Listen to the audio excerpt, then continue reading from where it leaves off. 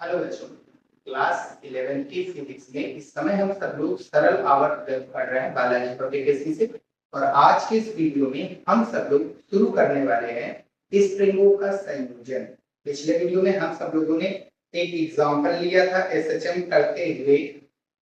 कोई एक वस्तु को जब हम स्प्रिंग से बांध देते तो एसएचएम करता है, तो उसके लिए आवर्तकाल का फार्मूला क्या होगा, ये भी चीज हम सब लोगों ने पढ़ा। और T बराबर 2 pi under root m k होता है, ये चीज भी पढ़ा। आज के इस वीडियो में स्प्रिंग का संयोजन पढ़ेंगे, यानी दो दो दो तीन चार छह स्प्रिंगों को जोड़ करके इसके बाद हम वस्तु को बांधेंगे, उससे अटैच कराएंगे और उसको खींच करके छोड़ेंगे, तभी वो स्प्रिंग जो है एसएचएम कराएगी वस्तु को।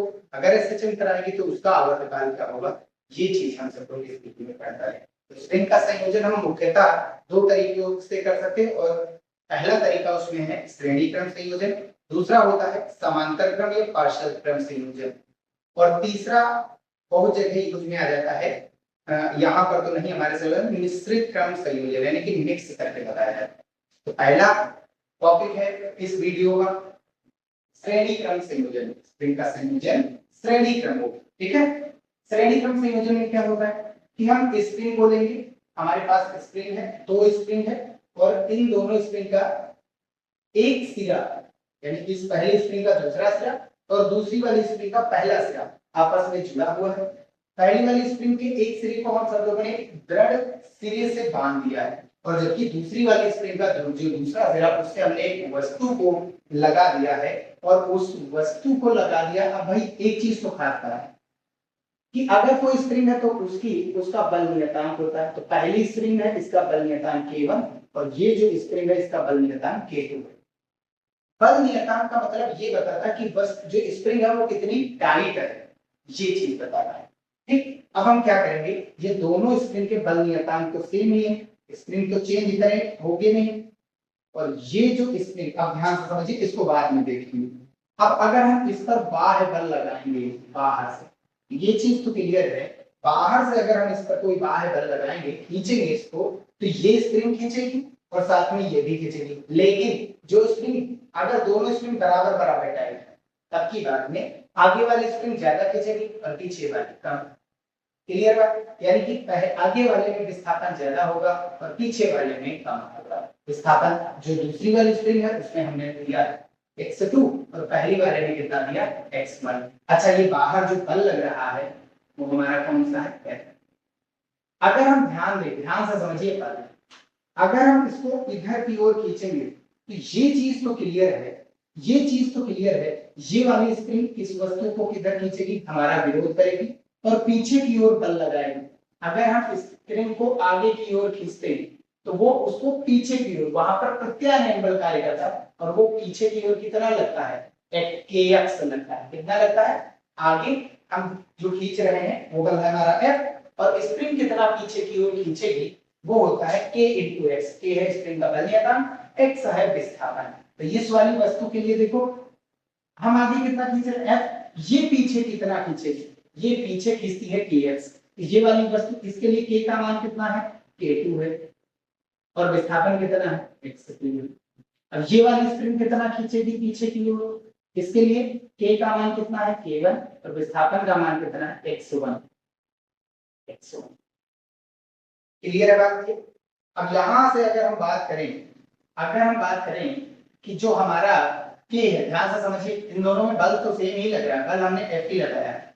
अगर हम यहां से देखेंगे तो अब ये कह सकते हैं जो हमारा F है तो किसके किसके बराबर है, यहाँ पर k1 x1 के बराबर है। यहाँ से x1 का मान कितना आएगा, F by k1, ठीक है। और अगर हम बात करेंगे सेकंड वाले, इस पर भी बल कितना लग रहा है, F।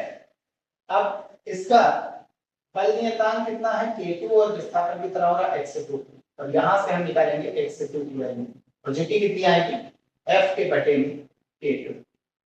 क्लियर बात, ये चीज हम यहां से निकाल लेंगे, ठीक है, ये चीज हम यहां से निकाल लेंगे। ये हो गया हमारा। अब आगे क्या करेंगे, नेट विस्थापन कितना हुआ, अब ध्यान से समझिए, यहां पर हमने एक और स्प्रिंग ली, ये वो स्प्रिंग कि जितना ये दोनों मिल करके काम करते हैं उतना ये अकेला काम करता है, यानी इन दोनों को मिलाएंगे तो ये हमको दिखाई देगा। क्लियर बात? इसी को कहा जाता है संयोजन। इन दोनों का संयोजन यही है। अब इसकी बल नियतांक K1 K2 थे, इसका बल नियतांक K इक्विवेलेंट हम नाम दिए दे रहे हैं, यानी तुल्य तुल्य बल नियतांक, तुल्य बल नियतांक। हाँ, स्प्रिंग का तुल्य बल नियतांक कितना होगा, यानी जितना ये दोनों मिल करके विरोध कर रहे हैं उतना ये अकेला विरोध करेगा। अब ये दोनों मिल करके कितना विस्थापन उत्पन्न कर रहे हैं, ये x1 और ये वाला x2, ये कितना विस्थापन उत्पन्न करेगा, x1 प्लस x2। अब इस पर जो हमने बल लगाया भाई, बल तो बराबर ही लग रहा है। स्प्रिंग बस केवल ये याद रखिए यहां अलग अलग थी, अब इन दोनों को जब एक में मिलाया जाएगा तो ये ऐसे ही होंगे। क्लियर है? अब ये दोनों मिल करके जितना काम करेंगे उतना ये अकेला काम कर रहा है। इस पर कितना बाहर की ओर बल लग रहा है, F, इस पर भी कितना F, बल वही लग रहा हर चीज, बस स्प्रिंग यहाँ दो अलग अलग थी, यहाँ वो सेम हो, यानी अब इन दोनों को मिला करके एक कर दिया गया, तो वो कितना आएगा भाई ध्यान से समझिए। F अंदर की ओर स्प्रिंग कितना बल लगाएगा, इसका K का मान है K इक्विवेलेंस और इसका विस्थापन है x1 प्लस x2। क्लियर बात? अब यहां से अगर हम ध्यान से देखें तो अगर हम सब लोग देखें तो x, ध्यान से समझिए एक चीज और कह सकते हैं, इसी को अगर हम x नाम दे दे तो कोई दिक्कत, तुल्य x नाम दे सकते हैं। क्लियर बात? तुल्य x कितना आएगा हमारा,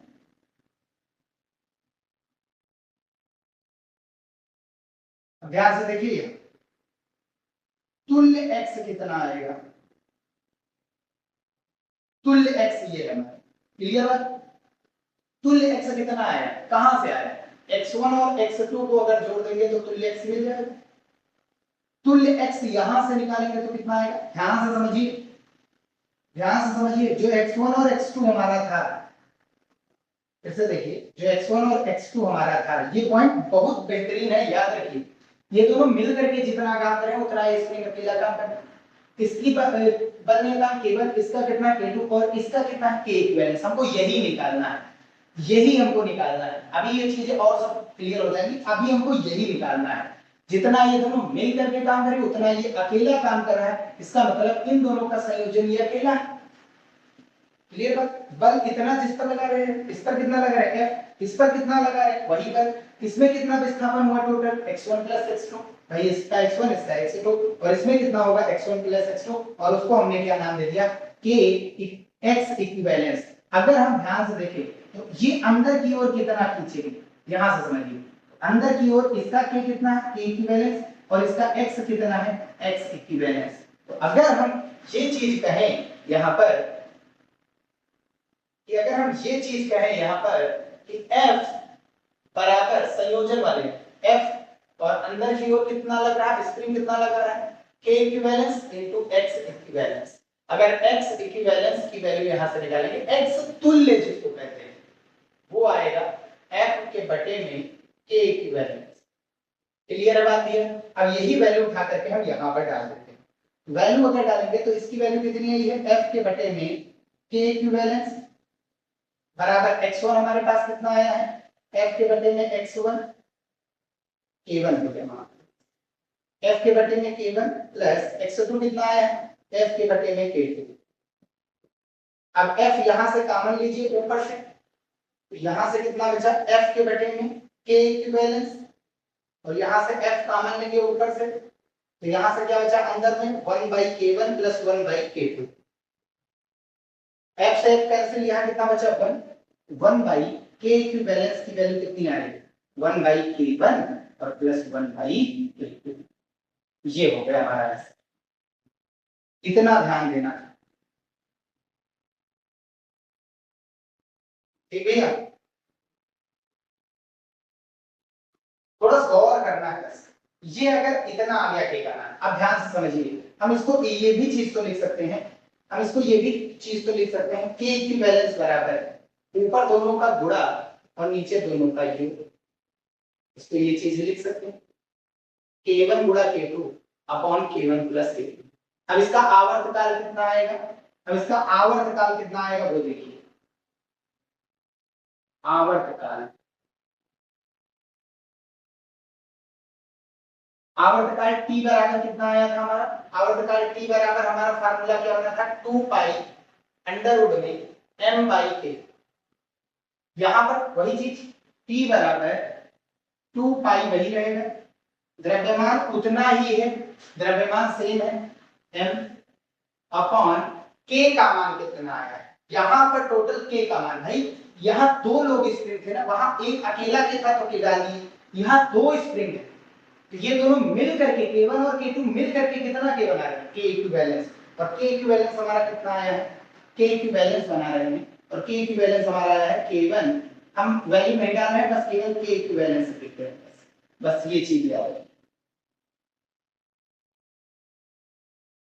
यहाँ पर वैल्यू नहीं डाल रहे हैं, बस ये चीज याद रखिए, यही आंसर हो जाएगा, ये आंसर हो जाएगा। अच्छा एक क्वेश्चन बन रहा है यहाँ से कि अगर हम सब लोग n स्प्रिंग है और जिनके बल नियतांक भी सेम है और श्रेणी क्रम में जोड़ा गया है तो अब बल नियतांक कितना आएगा, ये चीज हुआ। अब बल नियतांक यानी तुल्य बल नियतांक कितना आएगा वो चीज हमको देखना है। तो यदि n स्प्रिंगों को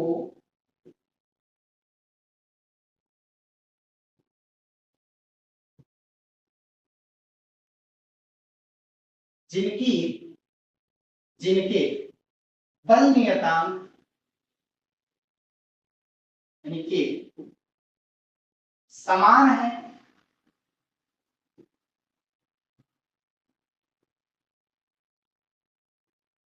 को श्रेणी क्रम में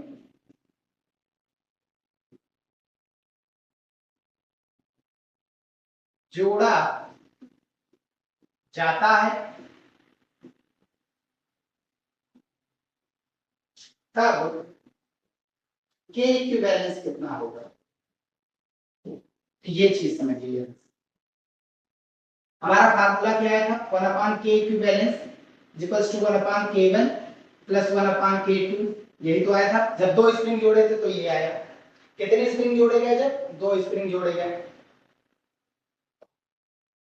लेकिन यहां पर इसने पहले से ही बता दिया क्या कि n स्प्रिंग है और प्रत्येक के बल नियतांक यानी K जो है वो क्या है, सेम।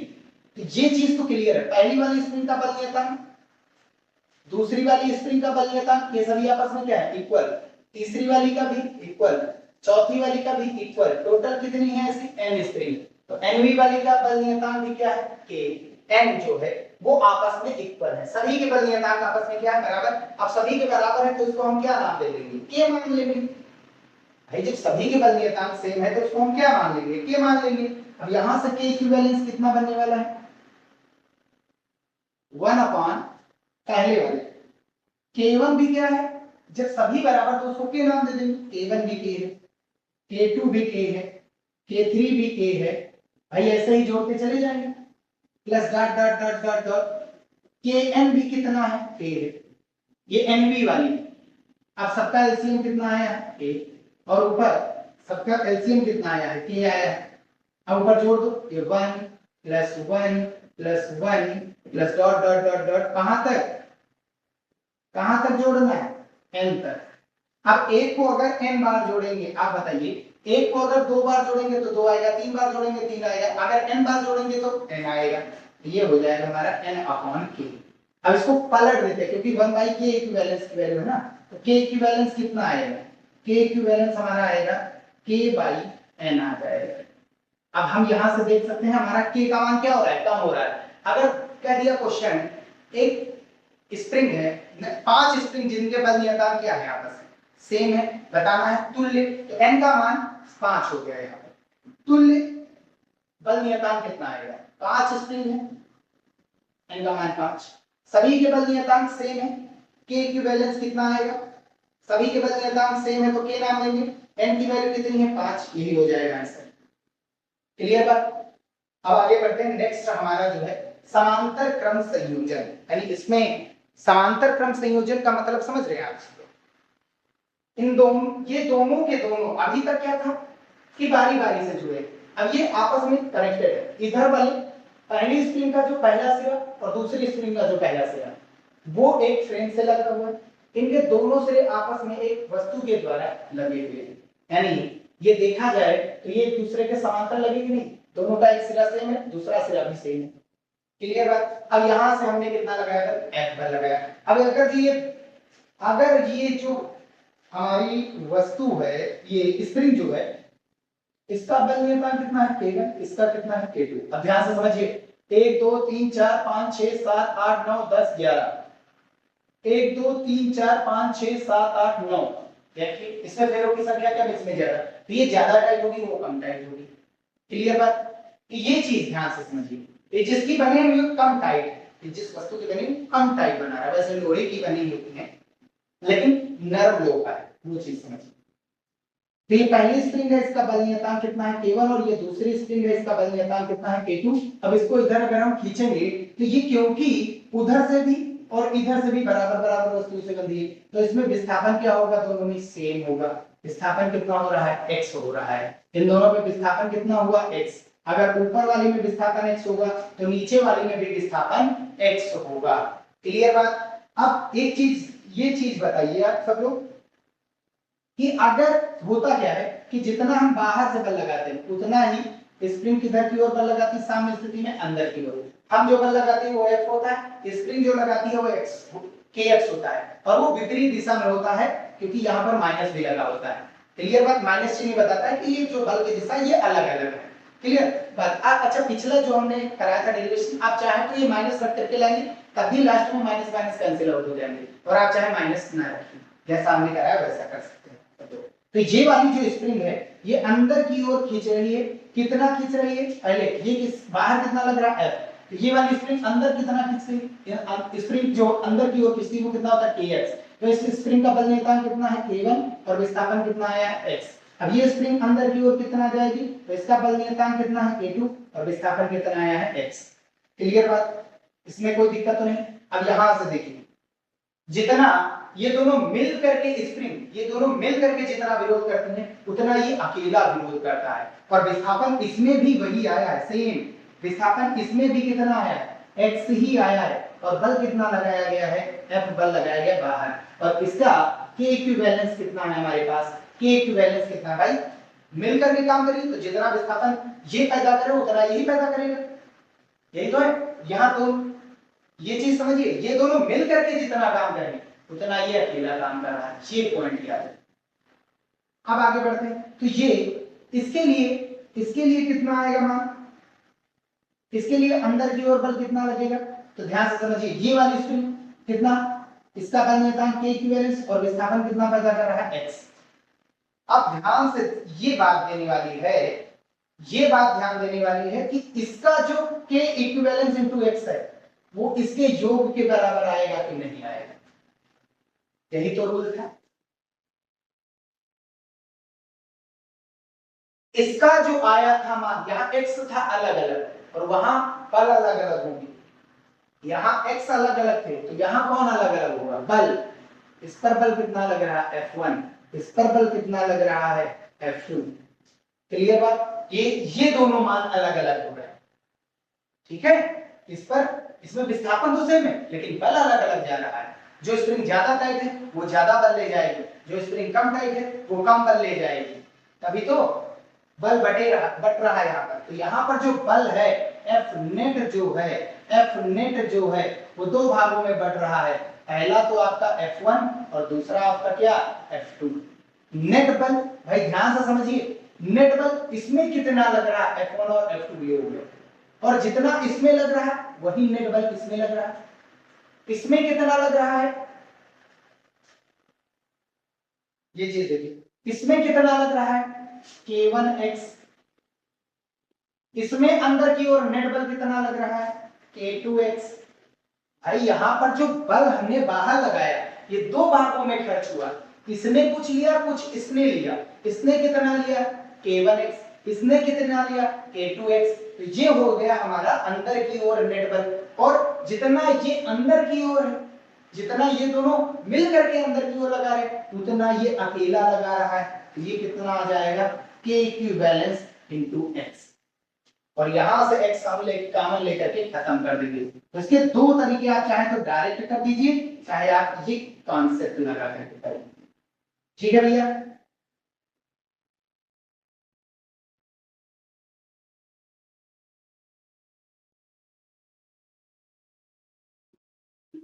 ठीक है भैया। अब आगे बढ़ते हैं, इसको ऊपर किए दे रहे हैं। अब यहां पर ये देखते हैं कि इसका आवर्तकाल कितना होगा। ये चीज तो क्लियर हो गई। अभी तक एक स्प्रिंग का आवर्तकाल पढ़ रहे थे। एक स्प्रिंग का आवर्तकाल कितना होता है, T बराबर 2 pi under root m by के, वस्तु का द्रव्यमान और बटा के। यहां से T का मान कितना आएगा, यहां से T का मान कितना आएगा, T बराबर 2 पाई अंडर रूट, वस्तु का द्रव्यमान कितना है m ही है, और k का मान कितना है, k इक्विवेलेंस। और k इक्विवेलेंस हमारा कितना आया है, k इक्विवेलेंस हमारा आया है k1 प्लस k2। आप चाहे तो यहाँ पर वैल्यू को डाल सकते हैं, k1 प्लस k2, ये हो जाएगा आंसर।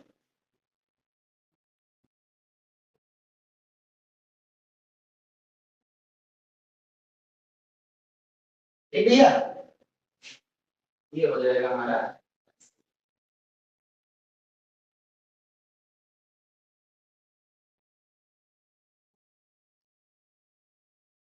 एक बार अभी फिर से समझाएंगे। अब इसमें भी सेम वही क्वेश्चन बन रहा है। क्वेश्चन ये है, n स्प्रिंगों को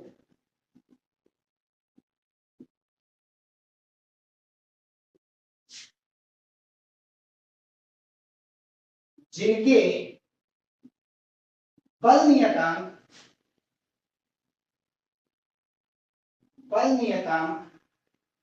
समान है,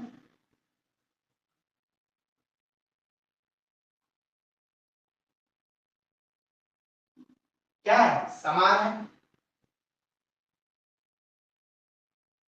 परस्पर समांतर क्रम में जुड़े हैं।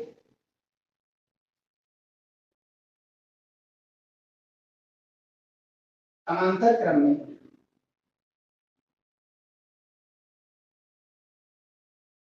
जुड़े हैं। हमको बताना क्या है, k इक्विवेलेंस कितना है। तो इसमें ये डायरेक्ट कह दिया गया है कि आपका जो पहली वाली स्प्रिंग है उसका बल नियतांक, दूसरी वाली स्प्रिंग का बल नियतांक कितना, k2, तीसरी का k3, चौथी का k4, ऐसे ही डॉट डॉट डॉट nb का कितना, n लोग है ना, kn, ये सभी आपस में क्या है, बराबर है। ये सभी आपस में क्या है, बराबर है। बराबर है तो इसको हम k मान लेंगे। भाई क्या मतलब, हम k1 k2 k3 लिखने से हम k मान लेंगे। अब k मान लिया है तो अब बताओ k इक्विवेलेंस कितना आएगा। तो k इक्विवेलेंस कितना आएगा, k इक्विवेलेंस बराबर कितना होता है, k1 plus k2 plus k3 plus dot dot dot dot dot plus dot dot dot dot कहां तक, kn, n लोगों को जोड़ना है। और श्रेणी क्रम का ये फार्मूला होता है, ये k1 प्लस k2 जब दो स्प्रिंग को जोड़ा गया तो यहां से k का k इक्विवेलेंस कितना आएगा, k1 भी k है, k2 भी k है, k3 भी कितना है, k है, और plus dot dot dot kn भी कितना है, k। तो k को कितनी बार जोड़ा गया, n बार, तो कितना आ जाएगा, k को अगर n बार जोड़ा गया तो ये कितना आ जाएगा, n इंटू k आ जाएगा, k इक्विवेलेंस की जाएगा। k इक्विवेलेंस हमारा कितना आ जाएगा, n इंटू k, यानी कि क्या हो रही है, k का मान बढ़ रहा है, स्प्रिंग टाइट है, इसमें स्प्रिंग ज्यादा टाइट नजर आएगी और उसमें स्प्रिंग कम टाइट नजर आएगी। तो ये चीज याद रखिए, श्रेणी क्रम में जोड़ेंगे तो बल नियतांक घटता है, स्प्रिंग का जो टाइट होता है वो कम टाइट लगने लगता है जब श्रेणी क्रम में जोड़ते हैं। और समांतर क्रम में जोड़ेंगे, बराबर बराबर खींचेंगे तो ये जाहिर सी बात, ये हमारा बल बढ़ जाता है, इसीलिए ये ज्यादा टाइट नजर आती है। वहां बल दोनों पर सेम मिलता है, इसीलिए वहां पर वो कम टाइट नजर आती है। एक बार फिर से हम इसको समझाते हैं। यहाँ पर दो स्प्रिंग है जिनके बल नियतांक K1 और K2 है। m द्रव्यमान की वस्तु से बांध दिया गया और बाहर की ओर हम बल लगाएंगे। अगर हम बाहर की ओर बल लगाएंगे तो जो स्प्रिंग टाइट है उस पर बल ज्यादा लगेगा और जो कम टाइट है उस पर बल कम लगेगा। अगर ये स्प्रिंग दोनों में बराबर बराबर विस्थापन होगा क्योंकि समांतर क्रम में जोड़ी है, बराबर बराबर आगे आएंगे, बस बल अलग अलग बढ़ जाएगा। टाइट वाले बराबर बराबर आना है तो जाहिर सी बात टाइट वाले पर बल ज्यादा लगेगा और कम टाइट वाले जो नम है उस पर बल कम लगेगा। तो इस पर अंदर की ओर स्प्रिंग कितना बल लगाएगी K1x और इस पर कितना लगाएगी K2x। अब जितना ये दोनों स्प्रिंग मिल करके विरोध कर रही हैं उतना ये स्प्रिंग अकेले विरोध कर रही है। तो ये नहीं, इन दोनों के संयोजन, इन दोनों को मिलाएंगे तो ये हमको दिखाई देगी। इन दोनों को मिलाएंगे जब एक साथ लाएंगे तो ये हमको दिखाई देगी। और इसका हमने बल नियतांक K इक्विवेलेंस के तुल्य नाम दिया है और इसमें जितना विस्थापन हो रहा है वही विस्थापन इसमें होगा। यही रूल था।